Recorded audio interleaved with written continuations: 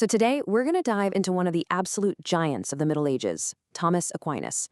This was a thinker who stood at a massive intellectual crossroads, and, well, he built a bridge between two worlds, a bridge that would end up shaping Western thought for centuries. But here's the thing. To really get Aquinas, you have to start with the huge question that drove his entire life, a question that totally rocked the 13th century. Can you use pure reason, the kind of logic you'd use for a math problem, to actually prove that God exists?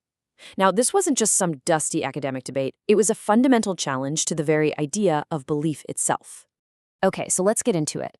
To understand why Aquinas is such a big deal, we first need to get a feel for the intellectual crisis that was brewing back in 13th century Europe. Think of it like this. A massive battle was raging for the soul of the university, and the two heavyweights in the ring were faith and reason. Now, what's so fascinating about this slide is how it just lays out the whole conflict. On one side, you've got faith. This is truth that comes from divine revelation, right? From the Bible, from church teachings. This was the absolute bedrock of society for centuries. But then, the lost works of the ancient Greek philosopher Aristotle were rediscovered. And he represented reason, a way of understanding the world through logic, through what you can observe and test. And all of a sudden, it seems like you had these two totally competing sources of truth. How could both be right? And this is where our guy comes in. Thomas Aquinas was a Dominican friar, a seriously brilliant student of Albertus Magnus, who himself was a huge fan of Aristotle. Where everyone else saw this huge threat in Aristotle's logic, Aquinas, he saw an opportunity. He was convinced this whole conflict was just a big misunderstanding, and he basically dedicated his life to fixing it. So, how on earth did he pull it off? This brings us to his truly brilliant solution, a way he found to create harmony where everybody else just saw a fight. And his core idea? It was so simple, but at the same time, totally profound. He said, look, faith and reason aren't enemies, not at all. They're just two different, but perfectly compatible paths leading to the exact same ultimate truth. Philosophy can explain the natural world that God created, and theology can explain the supernatural truths that God revealed. And this right here, this is a perfect picture of his system. He created a kind of hierarchy. Reason is an amazing tool for understanding the physical world around us. But, and this is key, if a conclusion you get from reason seems to contradict a revealed truth from faith, it's not because faith is wrong. Nope, it means our human reasoning must have gone off track somewhere. And why is that? Well, for Aquinas, God is the source of all truth, and truth simply cannot contradict itself. It's impossible. Okay, so let's see how he actually put this whole system to work. Aquinas wasn't just going to say faith and reason were compatible. He was going to use the very tools of reason to support the claims of faith. He set out to logically prove God's existence through what we now call the 5 ways. Let's just take one of the most famous ones, right? The argument from efficient cause. It all starts with a super simple idea you can see everywhere. Nothing causes itself. Things don't just pop into existence out of nowhere. Something has to bring them into being. I mean, think about it this way. A chunk of wood has the potential to become a chair, but it's not going to shape itself. It needs what he called an efficient cause, the carpenter, to act on it and make it an actual chair. Everything we see and experience is like this, an effect that always points back to some prior cause. Okay, so you see what's happening, right? We're building this logical chain. The chair was caused by the carpenter was caused by their parents, who were caused by their parents, and on it goes. But can that chain of causes really just go back forever and ever? Aquinas said, no way.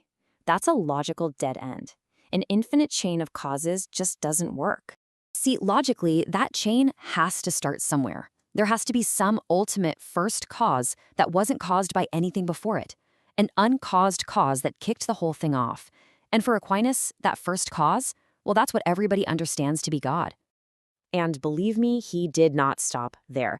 He used similar logic for motion, saying there must be an unmoved mover. He argued that since things can either exist or not exist, there has to be one necessary being. He reasoned from degrees of goodness and perfection to a most perfect being, and from the obvious design in the universe to an intelligent designer. Every single one of these 5 logical roads, he argued, leads straight to God. But this whole project wasn't just about proving God exists. Aquinas used this incredibly powerful framework of faith meets reason to build a complete system for understanding, well, everything, from ethics and justice to the very laws that hold society together. So Aquinas saw law as this beautiful four-level structure with everything flowing from one divine source. At the very top, you've got eternal law. That's God's big picture plan for the entire universe. From that flows divine law, the parts of the plan God has revealed to us, like the Ten Commandments. Then comes the really cool part for us, natural law. This isn't a book of rules, it's the part of God's plan we can figure out just by using our own reason. It's our natural instinct that preserving life is good, that seeking truth is good, that living in a community is good. And finally, at the bottom, there's human law, the specific rules we make for our societies. And here's the kicker. For Aquinas, if a human law goes against natural law, like a law that commands you to murder, it's not just a bad law. It's not a law at all. It's a corruption of law. And this image, wow, it really captures that top tier, doesn't it? For Aquinas, justice here on earth isn't some random agreement we all make up. Real justice is woven into the very fabric of the cosmos, into the divine, rational plan that God designed for everything. And I love how Aquinas himself put it. He says justice isn't just a rule, it's a habit. It's about consistently, willingly giving other people what they are rightfully owed. It's an act of reason, totally in line with the natural order of things, all working towards the common good. All right, so after all that, what's the big takeaway? What's the lasting legacy of this incredible intellectual project? What should we remember about Thomas Aquinas today?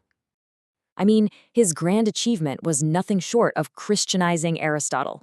He didn't throw out the powerful logic of the ancient Greeks. He took it, he absorbed it, he meshed it with Christian teaching, and he built a philosophical system so complete and so solid that it became the bedrock of Catholic theology and really a cornerstone of Western thought. And if there's one thing to really hold on to from all this, it's this. Aquinas made the powerful case that you don't have to check your brain at the church door.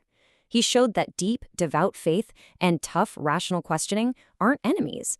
In fact, when you get it right, they actually support and make each other stronger on the journey to find truth. And that really leaves us with a fascinating question for our own time. Aquinas' big project was to harmonize the science of his day, which was Aristotle's philosophy, with his faith. Now, more than 700 years later, that same basic project is still going on. So where do you see it today?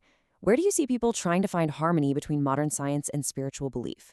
It really seems like that bridge Aquinas started building is one we're all still walking across.